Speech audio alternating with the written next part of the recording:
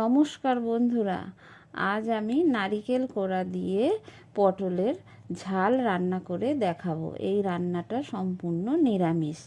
এই রান্নাটাই pulao, fried rice, গরম ভাত সব কিছুর সাথেই খেতে খুবই ভালো লাগবে। নারকেল দিয়ে পটল রান্না করার জন্য আমি এখানে 7-8টি পটল নিয়েছি।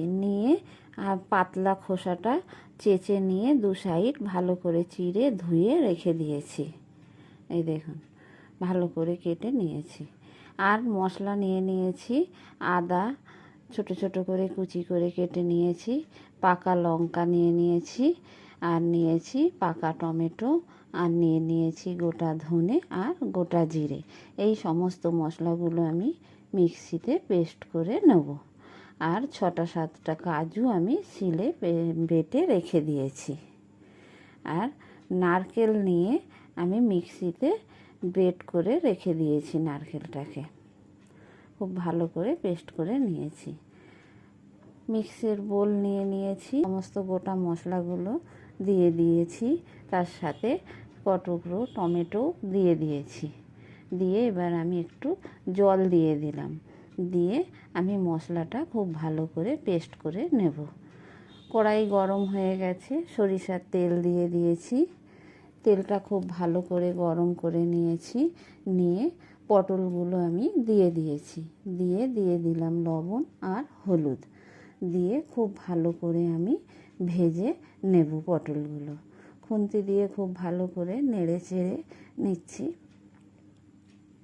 ভালো করে এপিট ওপিট উল্টে পাল্টে লাল লাল করে পটলগুলো আমি ভেজে তুলে নিয়েছি। ওই তেলের মধ্যেই ফোড়নে দিয়ে দিয়েছি গোটা জিরে আর একটা তেজপাতা। দিয়ে ফোড়নটা খুব ভালো করে আমি ভেজে নিচ্ছি। নিয়ে আমি পেস্ট করা মশলাটা দিয়ে দিলাম। দিয়ে দিয়েছি হলুদ।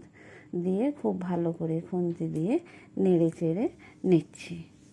মশলাটা খুব ভালো করে কষিয়ে নিতে হবে, যাতে কোনো রকম কাঁচা গন্ধ না ছাড়ে। মশলা থেকে কাঁচা গন্ধ ছাড়লে খেতে ভালো লাগে না। এবার দিয়ে দিলাম কাজু বাদাম বাটাটা। কাজু বাদাম বাটা দিয়ে মশলার সাথে আবারও আমি খুব ভালো করে কষাতে থাকবো। আর একভাবে খুন্তি দিয়ে নাড়তে থাকবো। কাজু বাদাম দেয়া, তার জন্য কড়াইয়ের তলায় লেগে যেতে পারে না সব সময় নাড়লে। মশলা কষানো হয়ে গেছে, তেল ছেড়ে দিয়েছে। এবার দিয়ে দিলাম পেস্ট করা নারিকেলটা। দিয়ে মশলার সাথে নারিকেলটাও খুব ভালো করে কষিয়ে নিতে হবে। একটু জল দিয়ে দিয়েছি। দিয়ে আবারও একটু নেড়ে চেড়ে নিলাম। নিয়ে এবার দিয়ে দেব পরিমাণ মতো জল, যাতে পটলগুলো সেদ্ধ হয় সেই মতো আমি জল দিয়ে দিয়েছি।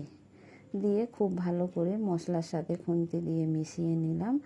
দিয়ে দিলাম স্বাদ মতো লবণ আর স্বাদ মতো মিষ্টি। খুব বেশি মিষ্টি দিইনি আমি, যেহেতু নারিকেলটা মিষ্টি ছিল তাই মিষ্টি খুব কম দিয়েছি।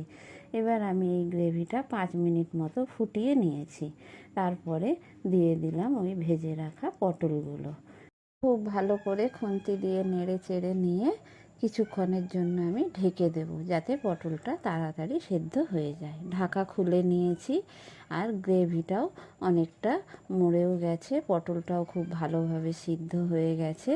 এই দেখুন, ঠিক এই রকম হবে দেখতে নারকেল দিয়ে পটলের ঝালটা। নামানোর আগে দিয়ে দিয়েছি গরম মশলা ছড়িয়ে।